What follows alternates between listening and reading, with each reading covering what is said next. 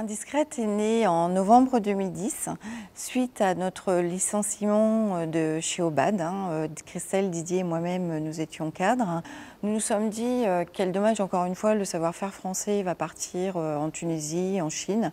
Donc comment continuer notre passion? Et une idée en a emmené une autre et c'est comme ça qu'Indiscrète est née en novembre 2010. Donc un projet un peu fou, il faut une part de folie aussi pour se lancer. Mais notre volonté, c'était vraiment de garder ce savoir-faire et de créer cette marque de lingerie avec une création, une fabrication 100% française.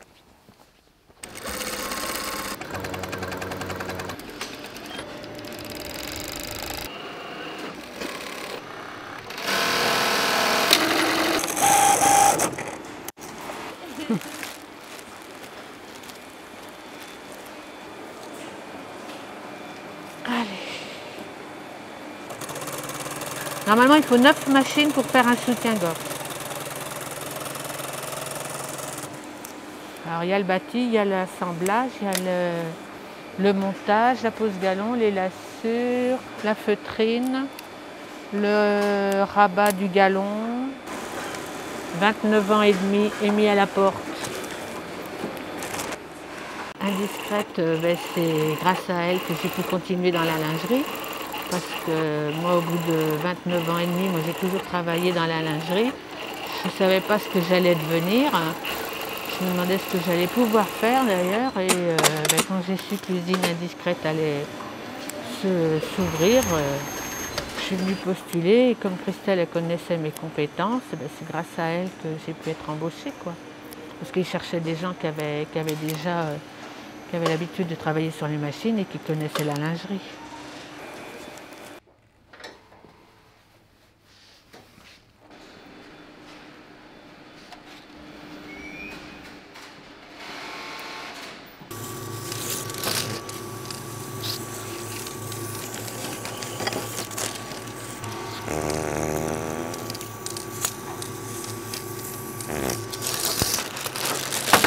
J'aime mon métier, hein. J'adore. Je ne me vois pas faire autre chose. Alors, la coupe, c'est de la concentration, hein. Si on ne se concentre pas, on ne fait pas du bon travail. J'ai fait 26 ans chez Obad. Et puis là, ça fait 10 ans que je suis là, 10-11 ans. À la coupe, on ne fait jamais la même chose, donc je me lasse jamais. Il n'y a pas une journée où que je me lasse, il n'y a pas une journée où je trouve la journée longue, hein, jamais, jamais. Ça m'est jamais arrivé en 10 ans que je suis là, ça m'est jamais arrivé.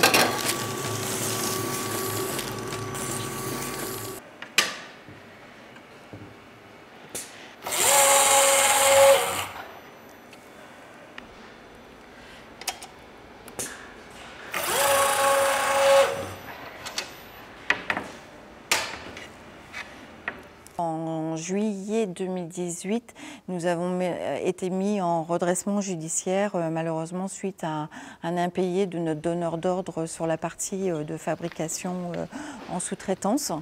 Donc là, ça a été juste une descente aux enfers, parce que derrière, notre associé, donc Didier, a mis fin à ses jours. Et là, tout s'est arrêté. Et là, avec Christelle, on s'est dit, qu'est-ce qu'on fait? On continue, on arrête. Et seulement derrière nous, il y avait tous les salariés, toutes nos clientes, toutes les conseillères de vente, tous les clients. Et on s'est dit, on va se battre. Et on a reçu un élan de solidarité énormissime de toute la France, ce qui a été notre vitamine, notre énergie. Et sans cet élan de solidarité, je pense qu'on n'aurait pas tenu le combat avec autant de force. Suite à la mise en redressement judiciaire, un appel en fait avait été fait auprès du tribunal de commerce et Michel a candidaté et a été retenu pour nous rejoindre en tant qu'actionnaire principal et permettre un plan de continuation. J'ai travaillé dans l'événementiel sportif puisque j'avais deux sociétés d'agences de voyage tour opérateur, j'avais une boîte de communication. Après, j'ai fait dans l'immobilier. Et jamais j'aurais pensé en fin de vie terminer dans la petite culotte. Voilà. Alors on va aller à la coupe. On va aller voir Corinne parce que je crois qu'il y a un problème de machine. Ce qui m'a touché, c'est le drame. Le drame avec la disparition de Didier, qui était le PDG. Et puis quand je suis arrivé, alors je suis venu avec une idée pour voir ce qui se passait. Mais quand j'ai vu ces deux directrices, Christelle et Béatrice, qui m'ont reçu, qui pleuraient toutes les deux, qui étaient au fond du gouffre, quand j'ai visité la manufacture, j'ai vu des personnes avec les larmes parce que dans quelques mois ou 2 mois ou 1 mois, la société allait être arrêtée. Donc je pouvais financièrement le faire, je pouvais physiquement le faire, je pouvais humainement le faire. J'ai dit, bon allez, je pars avec elle. Et le soir, quand je suis parti, j'aurais dit, je vais essayer de ne plus vous quitter. Non. Bon, attends, je cherchais une place. Dans mon engagement, c'était aussi important d'avoir que, entre guillemets, les politiques allaient nous suivre. Il y avait le Grand Poitiers, il y avait la ville de Chauvilly, il y avait la région. C'était important parce que c'était pas une mince affaire. Il fallait donner confiance au tribunal sur la reprise de mon dossier. Mais après, il ne fallait pas trahir ces gens-là. Il fallait leur apporter tout ce qu'on peut amener dans la rigueur d'une gestion ou dans le management d'une entreprise. Regarde, des deux côtés. On décide toujours à nous trois. Il y a comme ça qu'une société peut marcher quand il y a un binôme ou un trio qui marche très bien. Individuellement, on se plante. Bon, réessaye de l'affûter, va. Là, c'est nickel.